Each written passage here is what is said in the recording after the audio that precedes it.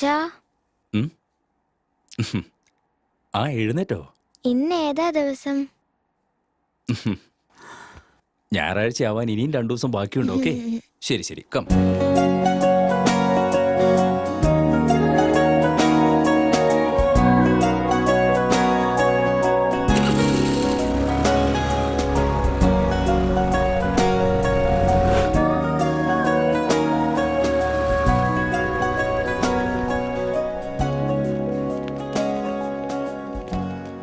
Tiffin box, water bottle, maths homework ബാഗിൽ വെച്ചിട്ടുണ്ടല്ലോ അല്ലേ? ടാബ്ലറ്റ്സ് ഉണ്ട്. എത്ര എണ്ണം കഴിക്കണം? ലഞ്ച് കഴിച്ചതിന് ശേഷം സ്മോൾ ടാബ്ലറ്റ് ഒരെണ്ണം, ബിഗ് ടാബ്ലറ്റ് ഒരെണ്ണം. Very good. ബോട്ടിലെ വെള്ളം തീർന്ന ചിത്രയുടെ ബോട്ടിൽ നിന്ന് കുടിച്ചോ. വേറൊന്നും കുടിക്കാൻ പാടില്ല. ആ, ഞാനൊരു 4 o'clock ആകുമ്പോൾ നിന്നെ വന്ന് പിക്ക് ചെയ്തോളാം. ഓക്കെ, എന്നാ പോട്ടെ. ഇന്നും ഹോസ്പിറ്റലിലേക്ക് തന്നെയാണോ? ഡോക്ടർ ആൻഡ് ഇഞ്ചക്ഷൻ ചെയ്യോ അച്ഛാ? ചെയ്യുമല്ലോ. ഹോർലിക്സ് കുടിക്കാൻ പറഞ്ഞാ നീ കുടിക്കില്ലല്ലോ. കുടിക്കാതിരുന്നപ്പോ കഴിഞ്ഞ ദിവസം പ്രയറിൽ നിനക്ക് തലചുറ്റിയില്ലായിരുന്നോ?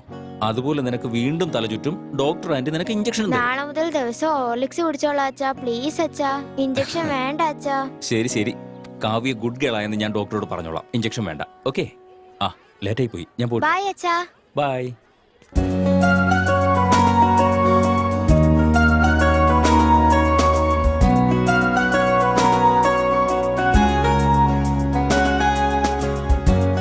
അച്ഛൻ സ്വാതി അങ്ങനെ എന്നെ വിളിച്ചിട്ട് 9 വർഷമായെന്ന് തോന്നുന്നു. നിങ്ങളെ അച്ഛാന്ന് വിളിക്കാൻ നമ്മുടെ വീട്ടിലേക്ക് ഒരാൾ വരുമെന്ന് പറഞ്ഞിരുന്നു. ഈ കഴിഞ്ഞ ദിവസം പേടിച്ച് പേടിച്ച് കുഞ്ഞിനെ കയ്യിലേക്ക് വാങ്ങിയതുപോലെയാ തോന്നിയത്. അതിനിടയ്ക്ക് 8 വർഷമായോ?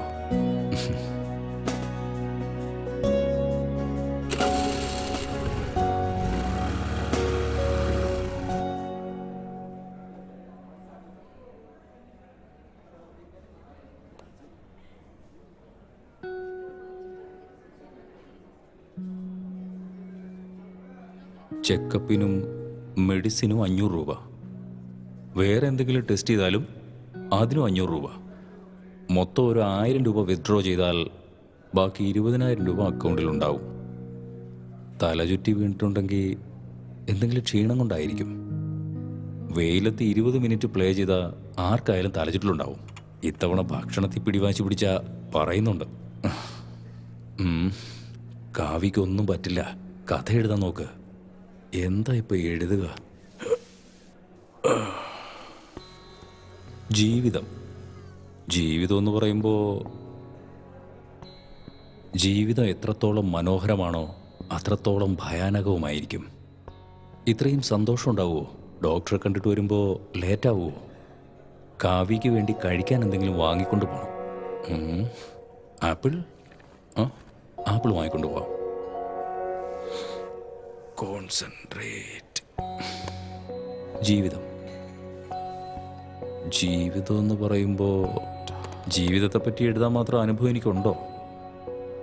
ഇല്ലെന്നുണ്ടെങ്കിലും എനിക്കറിയാവുന്നതുപോലെ എഴുതാമല്ലോ. പക്ഷെ എനിക്കറിയാവുന്നത് മറ്റുള്ളവർക്ക് മനസ്സിലാവുമോ? പഠിക്കാൻ പോകുന്നത് അവരാണ്. അവർക്ക് മനസ്സിലാകുന്നത് പോലെ എഴുതണം.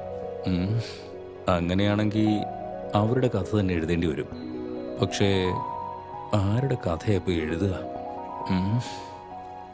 ഒരു തവണ ഒന്ന് ചുറ്റും നോക്കിയേ. Even the most beautiful fantasies are born not of real life experiences. എത്ര വലിയ ഭാവനയാണെങ്കിലും യാഥാർത്ഥ്യത്തിൽ നിന്നല്ലേ തുടങ്ങേണ്ടത്. ഈ സമൂഹത്തിൽ ഓരോരുത്തർക്കും ഓരോ കഥയാണുള്ളത്. ഓരോ കഥകൾക്കും ഓരോ വഴിത്തിരിവുകൾ. ആ വഴിത്തിരിവുകളിൽ തന്നെ എത്രയോ അനുഭവങ്ങളുണ്ടാകും.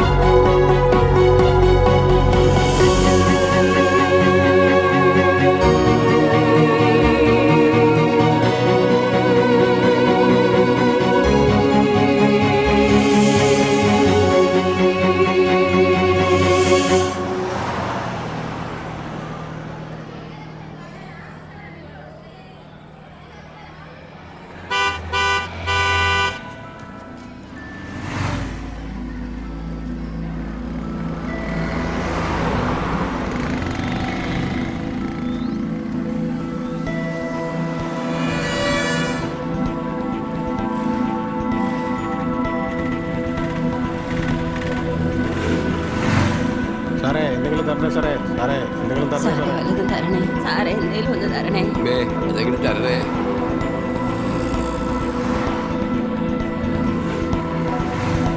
ഒന്ന് പോയേ പോയേ പോയേ.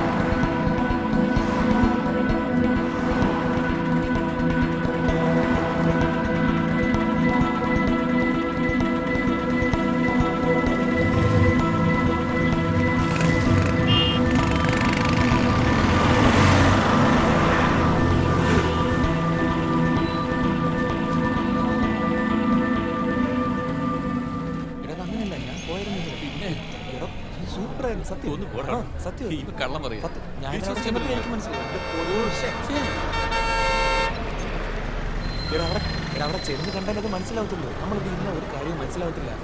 നിങ്ങൾ വാ, നമുക്ക് പോവാന്ന്. അവിടെ നീ വരുന്നു. ഇവനെന്തും ഇല്ലായിരിക്കും.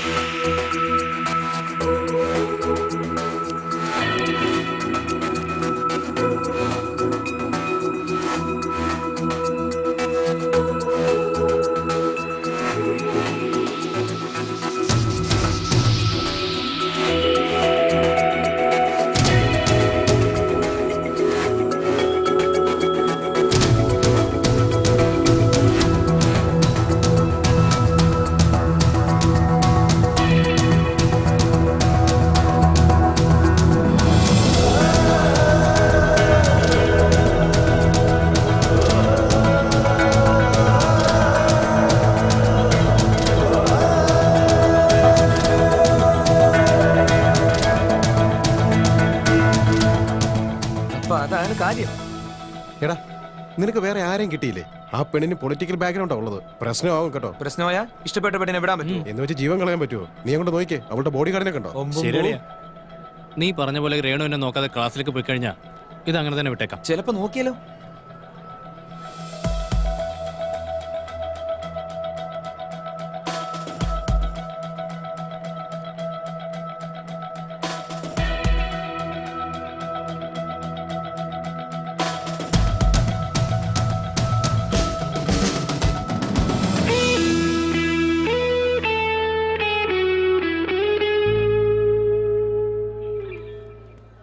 ഇനി ഇതിവിടെ ഉദ്ദേശിക്കുന്നില്ലടാ. എടോ നോക്കിയടാ, ഇത് പണിയാ.